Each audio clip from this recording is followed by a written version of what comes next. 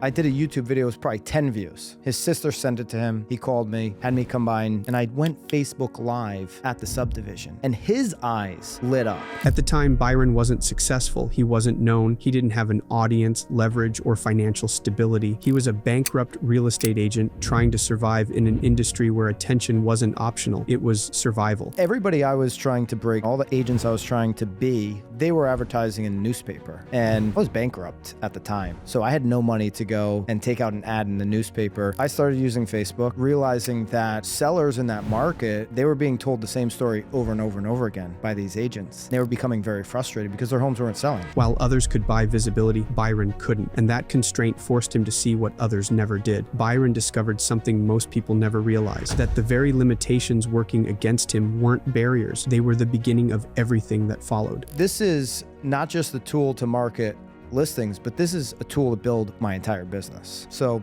it was early on, but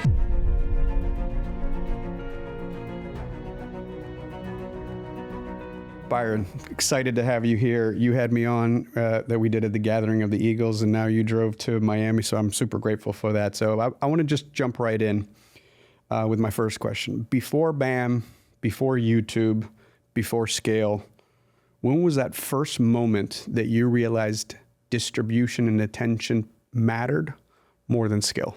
it was definitely into the start of my real estate career. So I go back to the market that I was in when I started my sales career was a very high inventory market.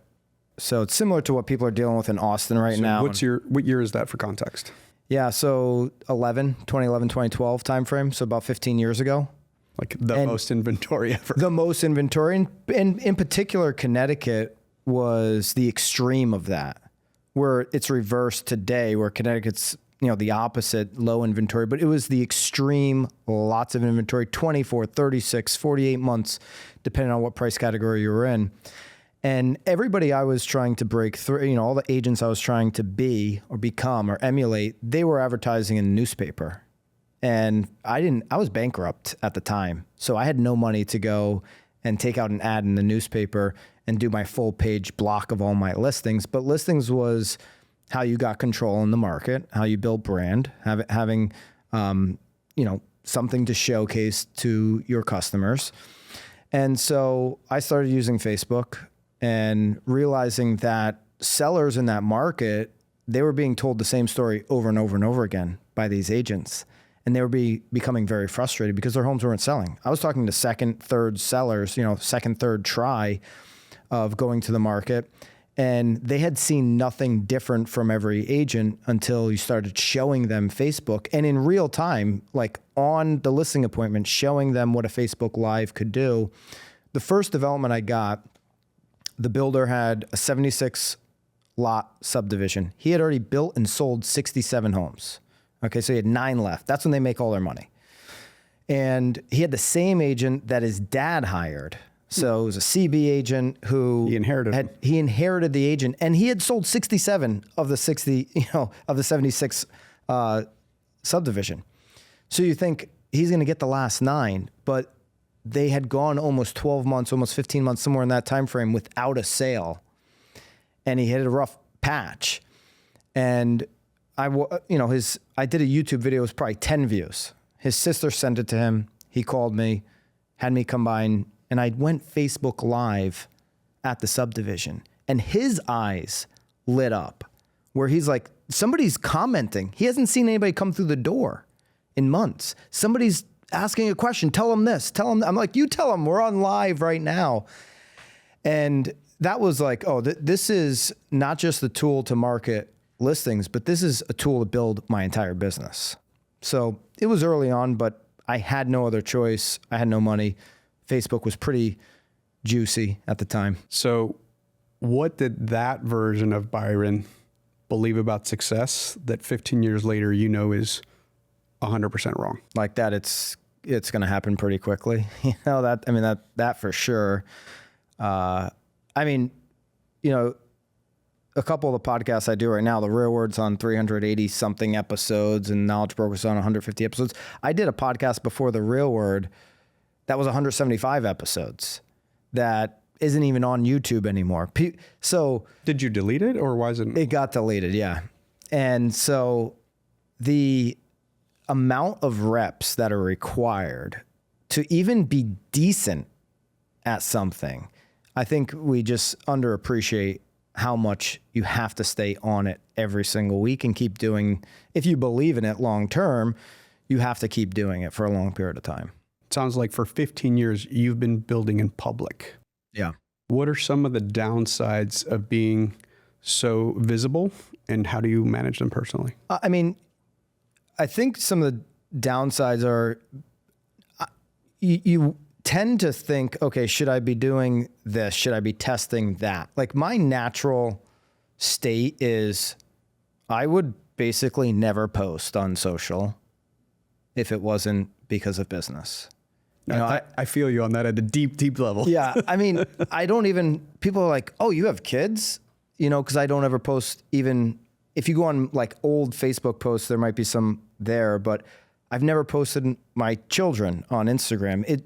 And the reason is I wouldn't do it if I was just had an Instagram account to connect with people. I just wouldn't do that. So I think it's hard where it's like, I should be testing this because it seems like that's working really well for so-and-so, instead of, I like to stay in my lane of what I know I can do, and I know what I can do consistently. That probably holds me back at times because there are things that you should test and, you know, see if it can work for you. But for me to stay consistent, I've got to do what I know I can do each and every single week and keep building on that. It's a slower burn than playing the like, okay, let me chase this trend right now this week. When you hit your first inflection point, was that, okay, this is what we set out to do? And sometimes it's just pure reps. Like there's things I've done where I'm like, yeah, I'll get there. Kind of like the social journey where it's like, I'll get some experts. I'll ask people like you and the agents I have that are prolific content creators, and I can run a playbook. Or was it just pure grit and like put your nose down? And when did the first inflection point in the journey happen? I mean, I would say it's pure grit for me. You know, I just keep doing it over and over. There's been obviously moments of that show that's been deleted. And I mean, the first Real Word episode, 380 something episodes ago, I covered a story on Greg Hague, who was running the Stop Zillow campaign at the time. And that the first episode we ever did, created a Facebook Live debate. He then flew us out to Phoenix. He lives in Scottsdale, to come to his home and go to this part. So like you have these moments where it's like, okay, there's a lot of attention now.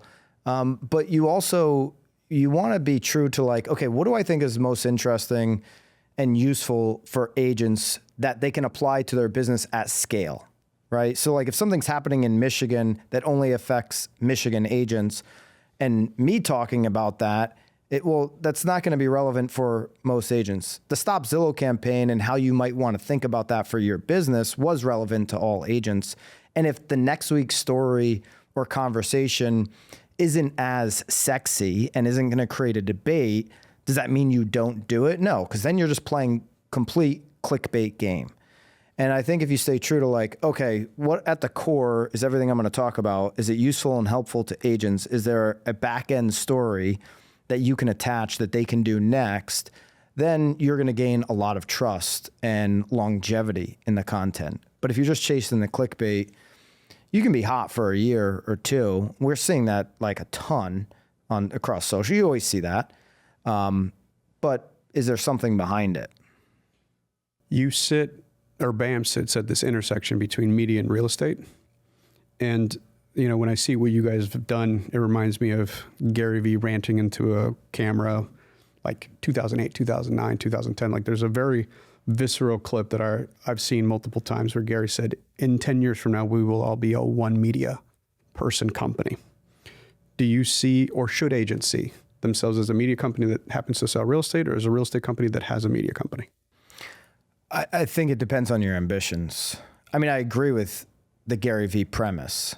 And, you know, I think a lot of us have that same shared thought where yeah, you should be a media company if you have really big ambitions. I think there's a lot of agents that just think about the business more so as a job than their business. And that's counterintuitive to how everybody has told us to think about this business.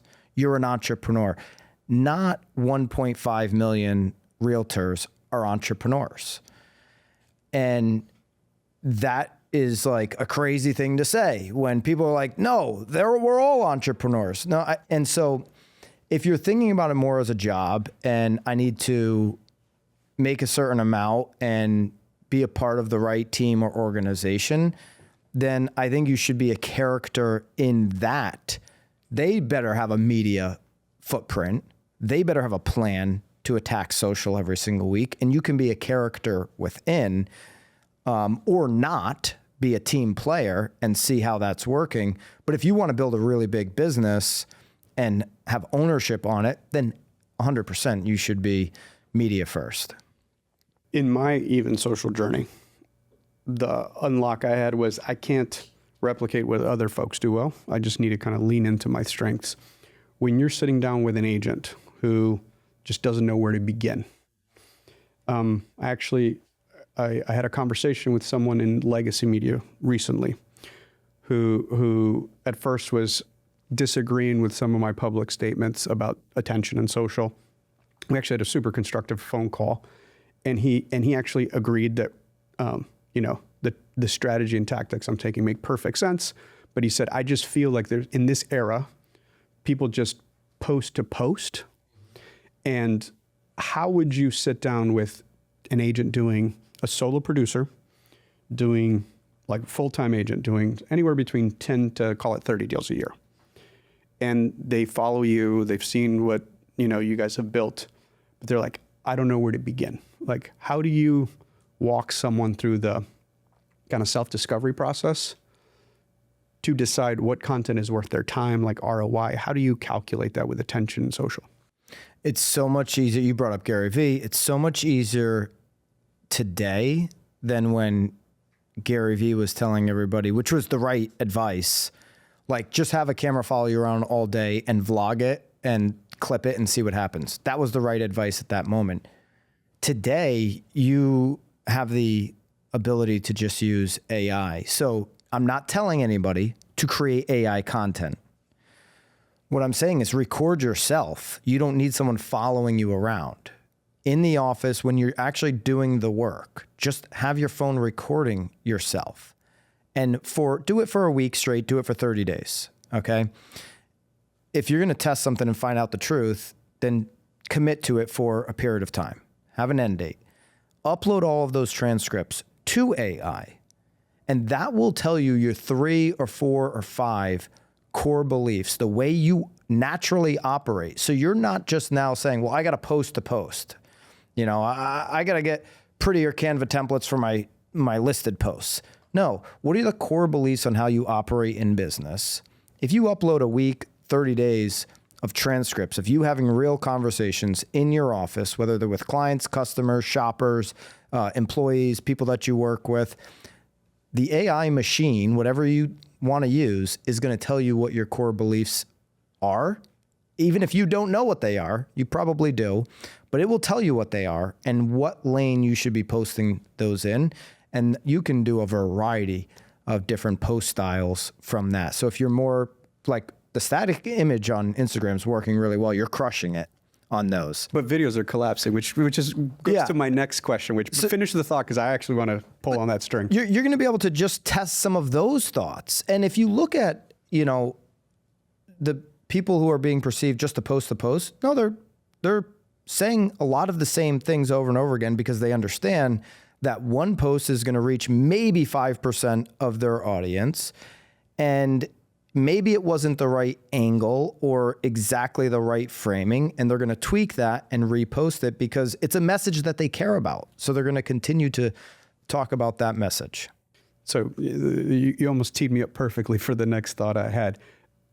Algorithms change, right? So I would say even 6 months ago, my video was outperforming stills, and they just flipped on me, completely inversed. And again, I've reached out to several folks with a similar audience, and it's the same thing. It's more algorithm. What are the couple of timeless suggestions that have worked 10 years ago and still work today and you think will be relevant 5-10 years into the future? Yeah, I mean, unfortunately, I'm saying unfortunately for my own self here. Unfortunately, it's the straight to the camera, like grabbing your phone and then sharing the thoughts. For a while, it fit into what I prefer, which is clip out from a pod, a produced clip from a pod, because that took any of the pressure off of me to produce the clip. What's timeless and worked in the beginning and is working again now when it comes to the video is more of that raw content that you're producing with the hand. And that's why, I think it's been easier the last year to lean into those static posts that are working so well, the tweet style and all those style posts. But 2026 is going to be a lot about who can produce content with the iPhone. It's timeless. It was how we got here in the beginning, and it's where everything's going, because it's a separator between like overproduce. Is the overproduced actually real, or is it AI? When it's real, when it's straight from the camera. And then like this, what we're doing right here, you're going to see production just continue to climb on these kind of long form conversations or live conversations. The production is going to keep getting better and better, because over a long period of time, if that's real or if it's AI. You can get exposed in long form pretty easily. Authenticity is a word that comes up all the time. I know. Me and Eric are always like, oh my, when are we going to stop hearing that word? So this is a question. Does it matter if it's authentic or is it performance? Break that down a little bit for me. So I have found that for me to come across authentic, capturing long form and then shorten it, or, I have Rich who follows me around anytime at an event, and I have a microphone all day and we take really authentic clips. But I've struggled with this. I actually just did one for Merry Christmas. I'm sure you saw it. It was 30 seconds. Dude, I shot that 10 times sitting at home, which is interesting because if I'm doing Q&A and there's thousands of people on stage, I think the pod you and I did was great, and I was able to get some great clips out of it because you caught me in the moment, authentic. I didn't have the questions and I just was open and raw, right? Versus when they're like, hey, say these things and look at your phone. I'm like, why is this so hard for me? Because that feels like performance versus the other one is I'm in my natural habitat. I mean, some people naturally are just better at hooking an audience in. You really, just because the algorithms are leaning more towards some of the raw content doesn't mean that all raw content's going to be good. It has to be good, and to be good, which is subjective, you have to have a skill set. And to have a skill set, maybe you consider improving hooks or, delivery to be performance, but it's really just skills on how to deliver that raw content. So, what you're saying should be authentic and should be truthful. You shouldn't be making stuff up. But the performance element is going to kind of create a clip or a post that performs as opposed to doesn't. And to me, I'd rather use the word skills than, are you becoming skillful? Are you becoming better over time? Are you paying attention to what performs and what doesn't? Are you digging into the analytics? All of that matters. And yeah, I mean, if you were on stage talking to 150 people, you'd consider your preparation and you would consider that a performance, and you spend a lot of time preparing to speak to 150 people. Yet when you post something on social and it only reaches 150 people, you consider it a failure. I look at both of those as the same, right? 150 people in an audience, to me, 150 people on their screen is maybe a more engaged listener than the 150 people in a room who are waiting for a cocktail hour on their phone and are on their screen half paying attention. For BAM Media, what's the moat? Is it skill, taste, relationships, or is it something else entirely? It's honesty and confidence. So everything that we do is available for free. This industry has been full of dishonesty, which has created a lack of confidence. It's been a very gated industry for a long time, from just kind of a variety of systems that we've been accustomed to over decades. And BAM decided to just break all of that. So truthful voice in real estate, that truthfulness, that connection to everybody that we care about creates a lot of confidence with the BAM community. Most media businesses in 2025 going into 2026 have struggled, and you've managed to turn influence into actually a durable business. Can you unpack or explain the thought process in building that business? Well, yeah, we're not sitting on some perch of this is how media or content distribution should be done. We're not the way we break a story, we're not out there breaking stories. Okay. The stories are going to break themselves. Some of the biggest stories in our industry have been broken by the New York Times, not by legacy real estate media companies. Yet they're ending up behind a double paywall because they're ending up on the New York Times paywall and then another paywall. So what's more important is the conversation and the way people want to have the conversation today. It's something that I'm like just begging for Nikia Wright to do, and she's starting to do a little bit of it from, CEO of NAR perspective. Like, she should be campaigning through social on a weekly basis, but she's busy, I'll say monthly basis, speaking to her members, because this is where the conversation is happening. And we understand that. You understand that. You're doing this from one of the handful of premier positions in our industry, EXP CEO, speaking to not just your agents and your teams that are within the brokerage, but the entire industry has access to your thoughts, your conversations, can put input into that. You're going to see comments. You're going to respond to comments. So every leader should be doing that. And going back to where are media companies or distribution companies getting it wrong? They're trying to hold on to the last couple of decades, how it worked for them, instead of leaning in a big way to where the conversation actually sits today. So knowing what you know now, that's probably the most common question I get when I'm sitting there doing Q&A with team leaders or agents is with what you know now, if you were to start BAM over today, does much change? Because the saturation of content, I think, has been there ever since I can remember. But would you go, yeah, I would skip that part and focus on that? No, we wouldn't change it. We could have grown a lot faster even than we did. People are like, wow, you're growing so fast. But there were so many shortcuts we could have taken. So Eric Simon, who started The Broke Agent, my partner at BAM, him and I are fully aligned on we're not going to scam this thing ever. He's never bought a single follower. That happens all the time because people want what they're going to have anyways in 2 years. If they just do the right thing, they want it now, instant gratification. And so there's a ton of shortcuts that were available to us that we could have taken, and we're grinders. We'll wait it out. And I think doing the right path gives you that longevity, because there's a lot of media companies that are not going to be here tomorrow. And there's a lot of them that are starting up now, seeing the wave of social, that aren't going to be here tomorrow because they're taking shortcuts.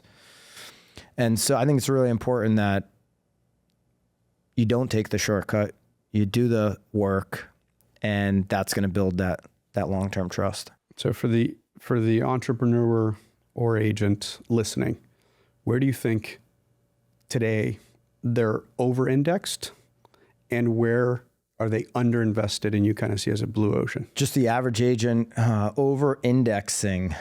That's a good question. I mean, I think agents are over-indexing on getting caught up in always chasing the next thing. We always talk about this, chasing, instead of having a real plan on what's the thing I'm going to get really good at this year and breaking that down into 90, breaking it down into, weekly and having accountability around that. So they always chase something new, something fresh. It takes a lot of time to get really good at one thing. So they're over-indexing on chasing the thing. Under-indexing, the easy answer is like not producing enough content, or you don't have a playbook for that. And I think it's really just understanding costs of acquiring customers. So if you're in it for the next 3 years, well, where can your lowest cost of customer be? If you're really only in it for the next 3 years, if you're in it for the next 20 years, then branding and social is really important because that's going to bring that cost down over time. But agents don't think about it. They think about it in emotionally, where is that customer coming from? Did I create it? Did I pay for it through some other source? Did it come from a source that I hate? As opposed to just like, okay, once I've acquired the customer, am I putting them into a database where I can serve them for life? Not with like, hey, I'm going to just wish you a happy birthday once a year, but actually serve from a financial planner perspective. My financial planner better not wish me a happy birthday. It's an interruption on my birthday. But my financial planner better have annual updates on how to grow my money. And so I think agents need to think about it from that. You're not somebody's friend because you're had a client relationship. You may become friends with some clients, but your goal should not be friend every single person that you communicate with. Acquire customers at a specific cost and then treat them like clients long-term, and they'll see you as an advisor. As your influence has grown, has your definition of leadership or responsibility changed? I think that's right, but a lot of people are going to want to have you then say what the 60% of the thought pattern is, which I don't necessarily think is right either. I'll just take NAR as an example. If you have a conversation, I just had one of these in Park City where a couple NAR members were there and I interrupted the panel. I'll be honest. I interrupted the panel and said, this is such a fake conversation. Two people having a conversation. Just so you know, I refuse to go to most of them. Yeah. Well, I mean, it was such a fake conversation. You had two members of NAR basically interviewing each other, about how NAR is going to be held accountable. And so I interjected. And then we started having a real conversation. It was a small group of people, to be honest. I probably shouldn't be telling the story because I signed an NDA in that room, but it was a very small group of people. And the minute you want to start getting real on the conversation, have a long form conversation, somebody says, Byron, stop talking. But that's exactly how we get to a place where we don't solve any problems. When everybody's like, stop talking, don't say that. You're a leader, so you shouldn't say that. No, I think the real leaders are going to say the thing everybody's thinking, and maybe everyone doesn't agree, but at least gets us to a place where we can start solving some of these problems. We have a ton of problems in this industry in the present that are going to be here in the future. And so, yeah, you should think about what you're saying, how to position it, but don't let the comments that are going to be negative impact what your core belief is either. And so there's a balance. And then if you screw something up, you just got to come out there and say, hey, I screwed that one up. Own it. Own it. What's a personal habit or mindset that you think mostly contributes to your staying power? Consistency. I mean, that's really it. I mean, everybody on my teams knows how I can get flustered sometimes with a lack of consistency, or like something's going to break the schedule, which is something I need to work on probably, getting flustered about things that you can't control. I want to live in the consistency, same patterns every single day as much as I can. That's why I like doing the hot sheet every single morning. That's why I like the morning that I've chosen to wake up early and get things done before the hot sheet, before I do a role play mastermind. I like doing the same thing every single day. I like to eat the same breakfast. But I think for anyone who's trying to grow a business, you need to be very consistent. If you're doing different things every single day, then you better be partnered with someone who can be really consistent and a staying power in the business, because you're just going to be that agent that I was mentioning before, chasing the shiny object. Is there anything Byron is currently focused on unlearning? I would say yes. I mean, I said this to my agents on my team recently. I say it all the time. I've said it for years. If you have something to accomplish in 26, then you're going to have to give something else up. If you're adding to your plate, something's got to go. You can't just keep filling up your plate and things are just going to spill over. And so when I look at, okay, my next 90 days, my next 12 months, kind of where I want to go, I need to pull things off. I can't constantly add. I can add staff or whatever, but if I'm going to add to my day-to-day, something has to come away. So I need to unlearn for me, I'll just be really honest. I need to unlearn the common, well, this is what we do at a business dinner. We're going to have a couple drinks. These are the expectations of how you should unwind. You should unwind the way that we're unwinding, so that, everybody's kind of doing the same thing, right? And so for me, like, I'm just not going to have a lot of time to not necessarily unwind, I guess, but do some of the social norms, like even having a couple cocktails, because I know it puts me at 80, 85%. And this year in particular is so critical for me in what I'm trying to accomplish and what we're trying to accomplish in both of my companies, that I can't operate at 85%, even if that's how I've known life to be for the last 41 years. Even if that's how others' expectations of me are, I just don't have the time for it. And so that's as close of an answer I can get to unlearning something. That's really good. And I've gone through that same journey, right? Like, even scheduling. So I said, early as you want, but I cut out dinners, period, like 3 years ago. Yeah. Because it seems like such a crazy thing to cut out, because people then think, wow, is Leo nuts? Is he insane? Like, how could you cut out dinners? Everybody does it. Well, and again, there's like crazy rule sets that I've come up with, but the whole team knows it. So if I'm in Miami, I will have breakfast or lunch, literally, and 83,000 agents listening. Slack Andrea, I'm down. Mostly breakfast by the house. So like very specific rule set from 8 to 9, but there's like 3 spots. I'll meet anyone there. But dinners are for my kids and my wife. And like my wife and I go out to dinner with friends, but maybe once a week. Most of the time it's like, I take my kids to jiu-jitsu, take my daughter to singing, we spend time together as a family. And the thing is, once you draw the line, no one gets mad. They're like, okay, cool. Because I would argue that I'm still more available. So I think that's when you say unlearn, that's you've had these rules set for 3 years. And I'm thinking about it, or I've been accustomed to thinking about it the other way. So I need to unlearn those social norms. Everyone's like, well, you got to do that dinner. If you're not social with subset of people, agents, whatever, they're not going to feel connected to you. And what you're saying is no, quite the opposite. The connection is there and it's deeper. And of course, if I'm traveling, I'm at an event, of course I'm available. Like if I'm on the road, it's 8 a.m. till, 8 or 9.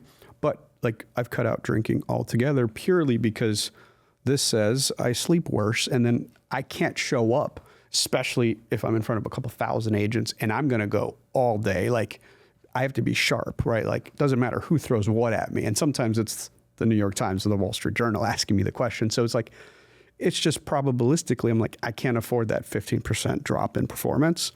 And so it's like, okay, then I'm just done drinking. Do you look at that as this is the season I'm in versus like, before you took this job, you were in a different season in life? Or are you just always? No, that's such a good question, because especially in the season I'm in, I'm obsessed with seasons, right? Like my kids are 8 and 11 when we're recording this. And arguably, again, everyone tells me the current stage is your favorite stage, but like, I'm just like, this is the coolest thing, because I'm still in their dad's my superhero phase, but like whole humans that have like really cool, insightful questions about the universe and life with me. And so I am not like, my daughter's 11. I probably have, and I think I said it on your podcast, like 1,200 nights I can put her to bed where she wants me to put her to bed. And so for me, Maybe less if she's 11. She'll be 50. well, I'm hoping, right? Putting to bed. but even saying good night. Good night. Yeah. Right. Like, okay. there's going to be a point where they just like close the door and Yeah. like check out after dinner. Yeah. So I don't know that. So that season is finite, but like the cocktail at 43 is different than at 28, right? And I talk a lot about young folks. It's like energy is your superpower. So, And the cocktail that same cocktail is going to be there at 53 if you want it. Like that season, maybe you want it a little more. You want to enjoy, maybe not, but it'll be right there. The season you're talking about with your daughter will not be there in 10 years. does BAM Media need to be a different version of itself to be relevant 10 years from now? Absolutely. And what does that look like? Oh, yeah. I mean, I can't predict what 10 years is going to look like. But there's no question if we're doing the same things we are today, we are toast. We're gonna get run over. And maybe we'll have built a big enough brand over the next 10 years where it's a slow decline. But you can name a bunch of companies, don't even think real estate, just in multiple industries that are on that slow decline now because they refuse to let go of what got them there. So I like operating in 90 days. Like what's going to be the most important thing we can do over the next 90 days? And you got to think long-term. How does that attach to your long-term goals? But yeah, if you're not working really hard to stay ahead over the next 90 days, that's going to add up over time. What is an emerging trend in either social or technology right now that people are completely sleeping on? I mean, social is definitely the fact that I think the raw stuff in 26 is going to absolutely crush. It's not, that's me listening to a lot of seeing analytics, but then listening to a lot of really smart people that have more analytics. Hormozi talks about this all the time lately, where that raw stuff is going to crush. And then you have to have a live element on long form. So fortunately, I feel like I was a little bit ahead of that with the Hashi. I think that's going to be really important, social. And like tech, people are using AI a little bit. They're scratching the surface, and you need to put everything that you're doing into it, like everything. Because it'll feel, when you look back in 5 years, you're like, oh my, like so much has changed. Over the next 12 months, it's going to feel like maybe not a lot is changing, but it is. It's like in the background. And when you think about, those, creators that really took like the good moments of Instagram 15 years ago or 10 years ago, and social, generally speaking, YouTube 15 years ago, how much further they're ahead. You'll feel like that in 5 years, like, wow, a lot's changed, but I should have been doing more. So much won't change over the next 12 months, even though we know it will, but it won't feel like it. But in 5 years, it's going to feel like a lot has changed, and it'll be about what you did now. You said something super interesting, which is the live element. I just recently, like a month ago, earlier this month, I did a live podcast in an auditorium and 300 people showed up. Yeah. And it was probably the most fun I've had in a while, because it's kind of like a fireside chat, but it wasn't. And then we did live Q&A, which I think had this like live performance part to it, where I was like, wow, Is this going to be a thing? Or can you also speak to the versions of live flavor for 2026 or 2027 that people aren't thinking about? I mean, I think the easiest one to do is report on what's actually happening in your county. So a lot of the decisions are being made in, zoning meetings, and not enough agents are taking it upon themselves to get that information out in the open. And you can do that in a live format. When it's town related, you're going to get more. When it's live and it's town, city, county related information, you're going to get a lot more homeowners watching your content.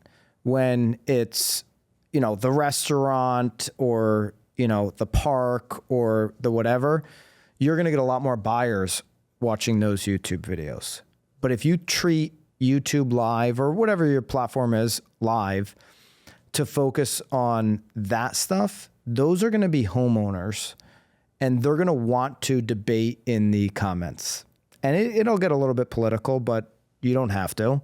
But that's, if you were looking for listings, that's the type of content, I think, live content, that's going to be really important. And then having a cadence of consistency.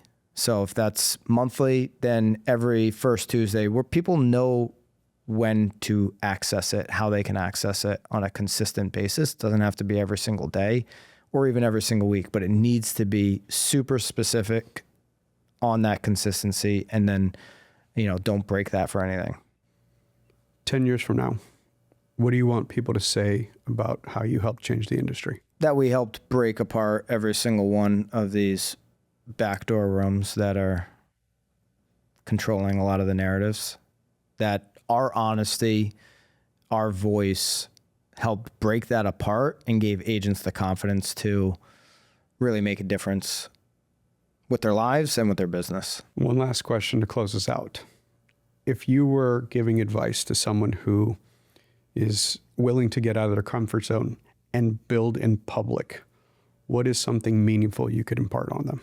Build in public, their business. Yeah, how they communicate. I had to make a decision. It's like, I'm going to do this, and doesn't matter what comes with it, because that's where the attention is. But I think so many people, I've heard it called cringe mountain, right? Like the beginning is like, you feel kind of like a schizophrenic, right? You're doing the county update and 6 people watch it. When you get to lots of impressions, whether it's views or interactions or engagement, then it's like, oh yeah, that was a no-brainer. But that normally takes 2, 3, 4 years. Yeah. What do you say to someone who's like, I'm scared, and what's the most meaningful advice you could give them? I mean, if you're scared, then, and what you're saying is you're kind of scared of that 2, 3 or 4 year grind, or you just don't really want to do it, potentially. But if you're scared of anything, do it with somebody who's done it before. Like if you're scared of roller coasters and you're 12 years old, well, you're not going to go on a roller coaster by yourself. You're going to go with someone who's been on roller coasters before, sitting right next to you. And so I would do it with somebody who's doing it. And everybody thinks about this business, not everybody, but a lot of agents think about this business as it's my business. I'm the one, I'm a solo, whatever. No, you're going to need people around you who have done what you're trying to do. If you don't want to grind it out for the 4 years, then you're going to need people around you. And I think this business is becoming a team environment from like what you guys are doing at EXP. That is a team environment, even if you're operating as a solo agent. There's a true team collaborative environment. And then the biggest teams in the country are in that environment. And so when you're thinking about building something special and unique and you want to make that public, you need to have great people around you. It doesn't mean you need to go out and risk your life savings on investing on it. It might mean you need to be a number 2 or a number 3 within somebody's content production, or a number 5. Because that's going to, and it might mean you need to use the local radio show who already has a built-in audience. Okay, so I'll give you 2 answers. You either grind it out for 4 years, or you latch on to something that's working, somebody who's already done it ahead of you, so that you don't have that fear. You can learn from what they're doing. Byron, always a pleasure. Look forward to continuing to engage and collab with you. Thank you for everything you do for the industry. That was awesome. Dude, pleasure. Thanks for having me.